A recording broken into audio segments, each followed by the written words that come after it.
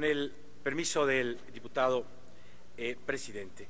Primero que nada hago entrega al secretario de Hacienda de la actualización de la propuesta que hizo Morena para reducir distintos rubros del gasto corriente, del gasto que no es necesario, sobre todo porque la propuesta del Ejecutivo no es una propuesta austera.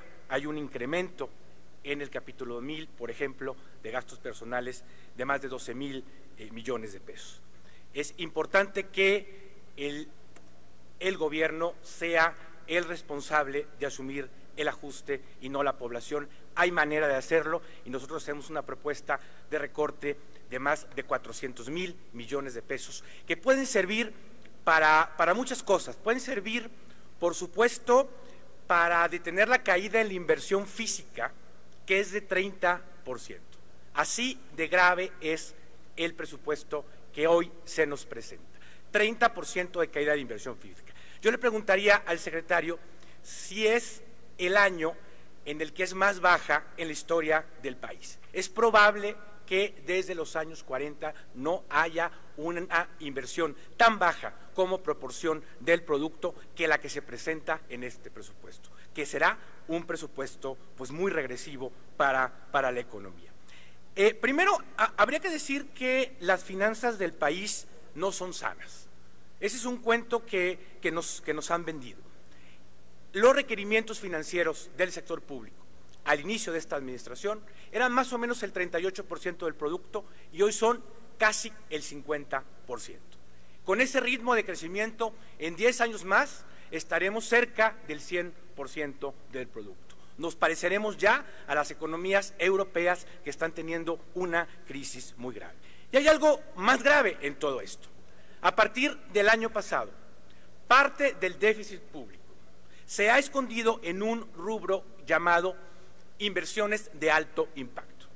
Esto es, la Ley de Presupuesto y Responsabilidad Hacendaria permite que no se contabilice como déficit la inversión en Pemex. Pues desde hace varios años ya también se ha contabilizado fuera del déficit la de CFE y otro tipo de inversión. Es decir, estamos escondiendo la deuda. Este año, por ejemplo, hay un 1% de producto en estas inversiones que no son de Pemex. Por lo tanto, habrá un incremento en la deuda pública de 1%. Ese será el déficit. Por eso estamos llegando a estos niveles de endeudamiento. Hay algo peor todavía. Esto se puso en la Ley de Ingresos el año pasado y hoy, en un capítulo segundo de la Ley de Ingresos del año del 2016, se quiere regularizar lo que se hizo en 2015.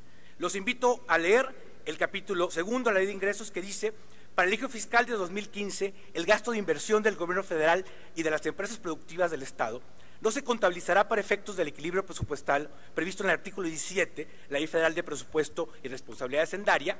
Extraño, con la Ley de Ingresos estamos interpretando la Ley de Presupuesto y Responsabilidad, que solo habla de no contabilizar la deuda de Pemex, hasta por un monto equivalente al 2% del producto, correspondiente a Pemex, la Comisión Federal de Electricidad e inversiones de alto impacto del gobierno federal en términos del presupuesto de egresos de la Federación 2015. Es decir, como en el 2015 sí se estableció con claridad cuánto era para Pemex y cuánto para los demás, en este momento se quiere contabilizar para que el 2.5 sea para todas las inversiones. Esto le preguntaría al secretario por qué por medio de la Ley de Ingresos se quiere contravenir lo que dice la Ley de Presupuesto y Responsabilidad Hacendaria, y esto a cuánto ascenderá. Segundo, están los famosos temas de las fibras. Esta forma de deuda que se quiere utilizar para que se pueda invertir sin que se contabilice con la deuda. Es decir, el 50% del PIB como deuda pública no está contabilizando esta forma de deuda que no está en el presupuesto. Yo le pregunto al secretario de Hacienda, ¿qué pasa si estas fibras que se van a financiar con los fondos educativos tuvieran una tasa de interés de 5%? ¿Cuánto sería el costo financiero para los estados?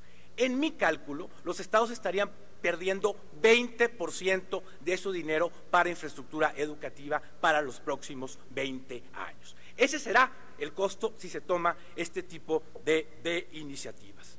Los estados de la República están en riesgo en este presupuesto, no solamente porque si se toma en cuenta todo el gasto federalizado, es decir, no solo las participaciones y las aportaciones, sí hay una caída en términos reales del presupuesto para las entidades. Segundo, la cobertura petrolera, porque no se va a llegar a los precios de petróleo que se establece, la cobertura no es participable, es decir, no se les da a los estados. Si el precio del petróleo cae, los estados van a tener problemas muy serios. Tercero, el FIEF, que es el fondo que tienen los estados para contingencias, tiene una caída de 40% también. Entonces estamos poniendo en riesgo a las entidades federativas con un presupuesto que les está reduciendo su capacidad. Yo le pregunto al secretario de Hacienda cuáles son las alternativas que se darán a los estados ante una coyuntura en la que están cayendo sus ingresos. Tercero, ¿cuál puede ser el precio de la gasolina el año que entra si hay un incremento de 615% a la recaudación del IEPS positivo a las gasolinas? ¿Qué pasaría de una propuesta el año pasado de 31,000 millones a un pronóstico de 223,000 millones este año? Es imposible que bajen las gasolinas ante un incremento de más de 200,000 millones de pesos en la recaudación que se está proponiendo. Yo no entiendo cuál puede ser el precio que pueda aguantar este tipo de cuestiones. Y finalmente hay una pregunta muy específica que quiero hacer, que es que encuentro que en el ramo 23 hay un programa que se llama Programa de Separación Laboral, que tiene 2,135 millones de pesos. Es decir, se van a despedir profesores en México. Tan se van a despedir que en el presupuesto de egresos ya se están poniendo 2,135 millones de pesos. Eso es aceptar que la reforma educativa sí va a llevar al despido de trabajadores de la educación en México. Gracias. Gracias, diputado Llerenas. Tiene la palabra hasta por 5 minutos, secretario Videgaray, para dar respuestas. Muchas gracias, diputado Llerenas. Recibo con mucho interés la propuesta, que entiendo que es una actualización de la que presentó su grupo parlamentario con respecto al presupuesto de egresos de la Federación. Hay algo que creo que es sano y insisto que solamente le he dado un vistazo rápido a este cuadro, que es que en la propuesta que está usted haciendo de reducción de los diferentes rubros, por ejemplo, en el capítulo 1000, no solamente se refiere a los ramos administrativos, es decir, al Ejecutivo Federal. En la propuesta que hace el Ejecutivo, en el proyecto de presupuesto de egresos que tienen ustedes a su consideración, el Ejecutivo no interviene en el presupuesto ni de otros poderes ni de los órganos autónomos. Claramente, al ver las cifras, aquí está usted proponiendo una reducción y una reducción importante, tanto en los órganos autónomos como en otros poderes, y creo que es un ejercicio al cual no tiene atribuciones el Poder Ejecutivo, a la Secretaría de Hacienda no le compete, pero sí los tiene la Cámara de Diputados. En ese sentido, creo que es un principio de coincidencia en el cual estoy seguro que el análisis que haga la Comisión Dictaminadora y la Cámara de Diputados en el Pleno deberá de tomar esto, que es un insumo valioso. Por otro lado, yo me atrevería a revisar el desglose de estas propuestas, hasta dónde la reducción en servicios personales no estaría afectando, por ejemplo, el rubro de sueldos a los maestros, la parte que no está en el ramo 33, o por ejemplo los trabajadores del sector salud, incluyendo los institutos de especialidad, porque esos sí están considerados en estos rubros y una disminución de este tamaño podría tener esos impactos, que estoy seguro que no son los que ustedes están buscando. Entonces, por lo tanto, para llegar a este análisis hay que hacerlo de manera muy desglosada y poder ver realmente qué es lo que se está proponiendo recortar y no quedarlos en el análisis de los rubros gruesos que nos podrían llevar a un resultado contraproducente. Pero por supuesto nosotros creemos que este es el momento de tener un presupuesto austero, es lo responsable para el país. Con respecto a la afirmación de que las finanzas públicas no son sanas, yo creo que hay que ver, más que a una opinión que podamos tener nosotros, qué es lo que está opinando el mercado. ¿Qué es lo que está opinando, por ejemplo, las calificadoras, que le han dado un incremento de calificación en este año a la calificación soberana, es decir, a la deuda pública mexicana, o por qué el gobierno mexicano puede acceder a financiamientos de 100 años a históricamente bajas, aún en estas condiciones de mercados internacionales. Creo que si los mercados internacionales que están finalmente apostando capital, están dándole un voto de confianza a la salud de las finanzas públicas, es porque efectivamente son sanas. Con respecto a las medidas de déficit, permítame aclarar algo. Hay los artículos a los que usted refiere en la Ley de Ingresos, vigente para este año, refieren solamente a una de las medidas de déficit, a la medida del déficit más estrecho. Sin embargo, a partir de la reforma hacendaria de 2013, se estableció como medida más importante de déficit, a partir de la cual se rige la responsabilidad presupuestal multianual, a la medida más amplia, que es la medida del saldo de los requerimientos o los requerimientos financieros del sector público en su conjunto.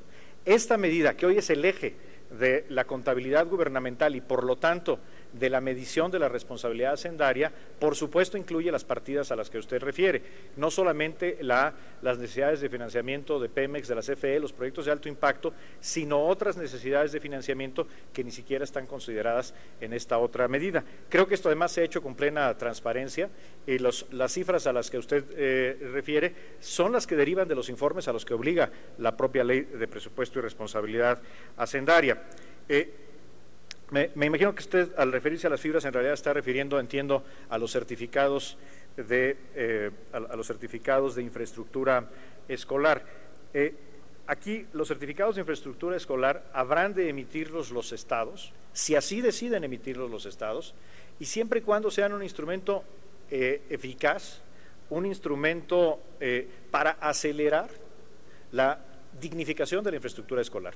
Habla usted cuál sería el costo, y tiene razón, porque naturalmente como todo instrumento financiero tendrá una tasa de interés, pero ¿cuál es el costo social de dejar esperar años a que las escuelas tengan, por ejemplo, piso digno, que tengan conectividad, que tengan computadoras? Es el rubro que hay que comparar. Aquí hay un costo social versus un costo financiero y cada estado en su soberanía habrá de tomar la decisión correspondiente.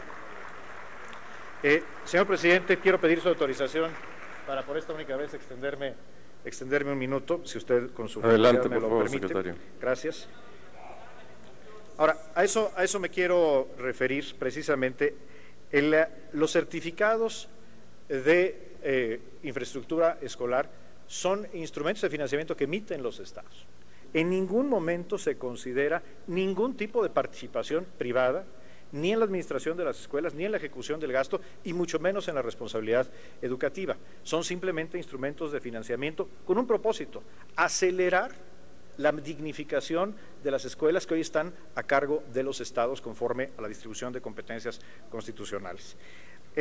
Con respecto a la cobertura petrolera, efectivamente la cobertura que contrata el gobierno federal no es participable, nunca lo ha sido, desde 2003 que se contrató la primera cobertura, pero es un hecho que la caída del precio del petróleo tiene un efecto bien diferente en los estados que en el gobierno federal, porque los ingresos petroleros no se participan al 100%, mientras que el IEPS de gasolina sí. Por lo tanto, este año, a diferencia del gobierno federal, que ha tenido una caída en los ingresos petroleros, las participaciones federales a los estados y municipios están creciendo con respecto a lo estimado en la Ley de Ingresos. Es decir, hoy los estados no tienen una necesidad de la cobertura petrolera porque no están viendo, y así lo pueden acreditar los secretarios de Finanzas de los 31 estados del Distrito Federal, no están cayendo las participaciones federales, al contrario. De hecho, no están cayendo las participaciones federales y son superiores al estimado, que los requerimientos que usted alude del Fondo de Estabilización de los Estados son menores. O sea, el dato al que usted se refiere es precisamente una confirmación, porque así se construye por ley las aportaciones al fondo, de que no es necesario, de que no están cayendo las participaciones porque no se requiere hacer esto. Y por último, déjeme decírselo, y gracias, señor presidente, por su generosidad en el tiempo, quiero ser muy claro, señor diputado, y esto porque sé que es algo que a usted le preocupa, pero a mí también me preocuparía mucho, y en eso tenemos una coincidencia. No se están despidiendo, ni se propone despedir a un solo maestro. Lo que sí se está proponiendo es algo que es muy coincidente con lo que usted aquí propone, porque para tener reducciones en el gasto administrativo, en el gasto burocrático, inevitablemente tiene que haber menos trabajadores eventuales, menos trabajadores por honorarios, como usted aquí lo señala. Sin embargo, esos trabajadores, por supuesto que tienen derechos laborales adquiridos. Y el Estado como patrón tiene que responder ante ellos. Por lo tanto, en consistencia con la austeridad, que implicará reducir plazas, particularmente por honorarios y plazas de estructura, tenemos que tener los recursos y por eso se pide la autorización a esta soberanía para contar con los recursos para cumplir con las obligaciones del Estado como patrón frente a los trabajadores administrativos. Por cierto, si se hiciera una reducción mayor en línea con lo que usted aquí de manera muy constructiva propone, requeriríamos un fondo mayor para las liquidaciones que conforme a ley le corresponde a estos trabajadores. Gracias por su tolerancia, señor presidente. Gracias, secretario Videgaray. Tiene de nueva cuenta la palabra el diputado Vidal Llerenas, hasta por 3 minutos para hacer sus comentarios. Gracias, diputado presidente. La cuestión es que en los estados, si uno ve todo el gasto federalizado, es decir, 33 más 28 más 33, el 33 más 28 más 23, hay una caída del 1%. O sea, sumar participaciones, más aportaciones, más convenios, los estados tienen una caída real. Sí están cayendo los ingresos de los estados. Y en el caso de las aportaciones, la mitad de los estados tienen una reducción. Entonces, sí hay un riesgo en las finanzas públicas de los estados. Y en el tema de bursatilizar el fondo educativo, primero hay que considerar pues que eso va a tener un costo para los próximos años en los estados que no van a poder invertir en infraestructura. Aquí lo que preocupa, y por eso las finanzas del país no son sanas, es un intento pues de esconder la deuda, de esconderla aquí, porque no se viene al Congreso a que se aprueben estos fondos que se quieren bursatilizar. ¿Por qué se quiere esconder el déficit con este rubro de inversiones de alto impacto que no viene en la ley de presupuesto y gasto eficiente? ¿Por qué? Porque se teme de que ya comience a calificarse al país como un país que no está teniendo finanzas públicas sanas. Cuando tuvimos el dinero, lo desperdiciamos, no lo invertimos en la infraestructura, no lo invertimos en educación. Y ahora que ya no tenemos el petróleo, pues tenemos que seguir recurriendo al endeudamiento público. Insisto, la deuda de este país inició en el gobierno de Peña Nieto en 38% del PIB y ya va en 50%. A ver en qué termina todo este asunto. Creo también que es muy importante referirse al tema de que las reformas estructurales no están funcionando y esto se refleja en este presupuesto. No solo en lo que estoy diciendo de que se pretenden despedir profesores, sino que uno de los pocos incentivos fiscales que se quiere proponer pues va a la industria energética. Es decir, la deducibilidad de inversión es para las pequeñas empresas y para la energética. ¿Por qué? Pues porque no está habiendo inversión precisamente en esa industria. Es un reconocimiento de que las reformas estructurales en México no están funcionando. Y eso es lo que se refleja en todo el presupuesto de egresos de la Federación. Que igual que el recorte que se hizo este año, reduce inversión, reduce programas sociales e incrementa los impuestos a las personas. En la política fiscal hay 3% más de ingresos tributarios.